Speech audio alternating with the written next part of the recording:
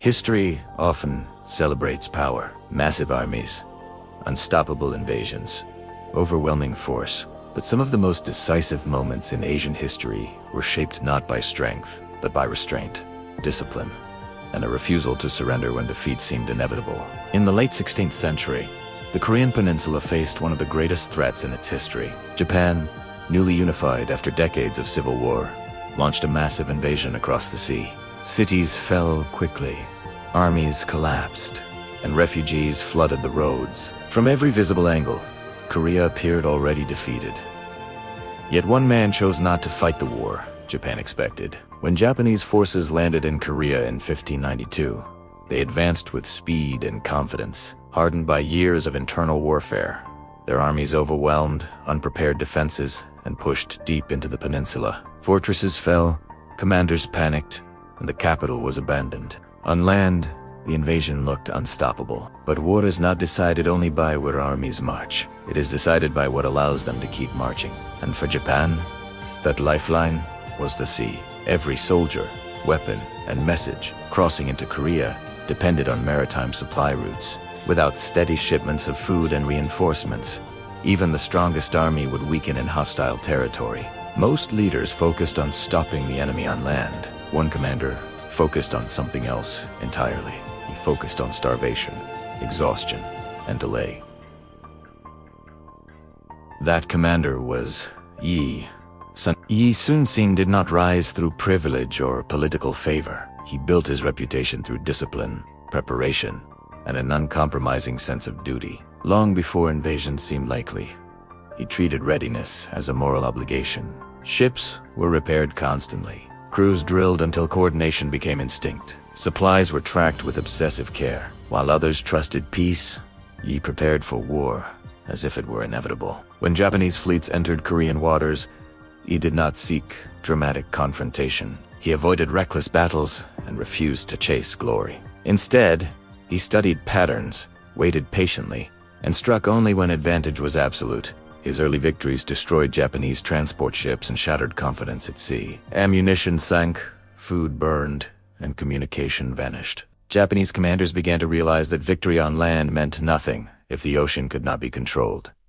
Yi never fought the enemy on their terms. When Japanese fleets tried to force large engagements, he withdrew.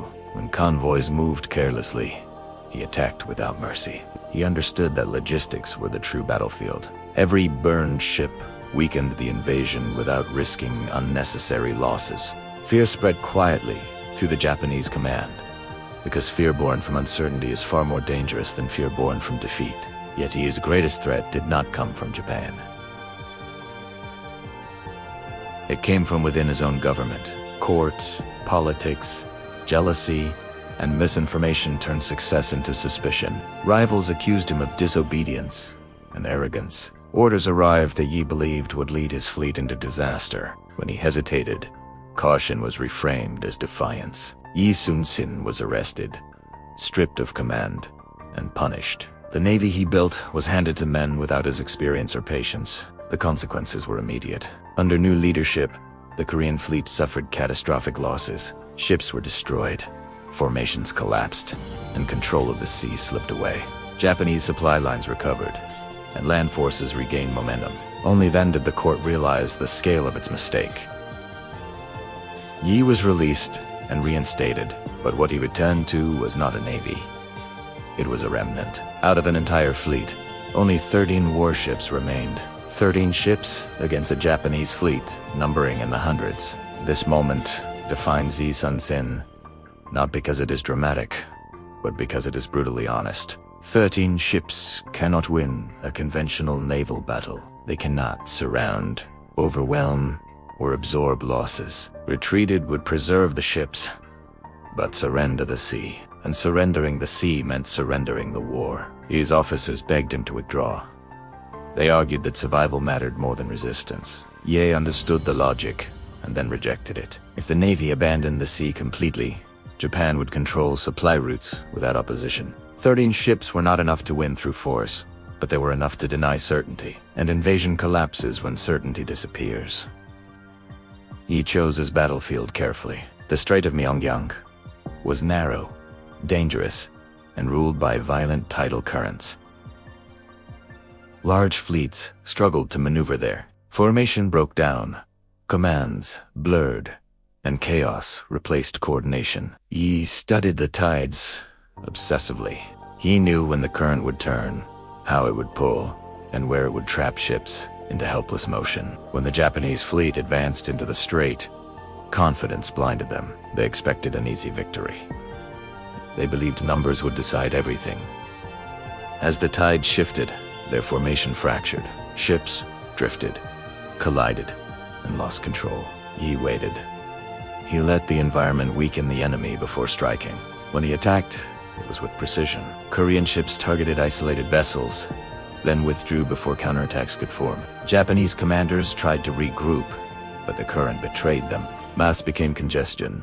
Congestion became panic, and panic destroyed morale. Boarding actions failed as ships lurched unpredictably. Courage meant nothing without stability. Yi's 13 ships moved with discipline. They struck, withdrew, and struck again, always forcing the enemy to fight inside the strait as a constraint. He did not need total destruction. He needed confusion, fear, and retreat. By the end of the battle, the impossible had happened. The Japanese fleet withdrew. Not a single Korean ship was lost. The victory changed everything. Japanese armies on land were isolated again. Supplies dwindled. Morale collapsed. What brute force could not defeat was undone by logistics and exhaustion.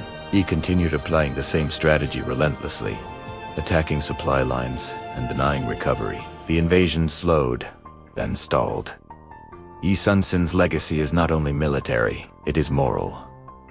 He returned to command after imprisonment without bitterness. He chose duty over revenge, focus over resentment. In Asian history, many leaders fall not to enemies, but to internal distrust. He endured that long enough to save his country. In the final phase of the war, as Japanese forces attempted withdrawal, Yi led one last major engagement. During the Battle of Noryang, he was struck by a bullet. Even then, his concern was command stability, not survival. He ordered his men to continue fighting and conceal his condition until victory was secured. Only after the battle ended did his fleet learn he was gone.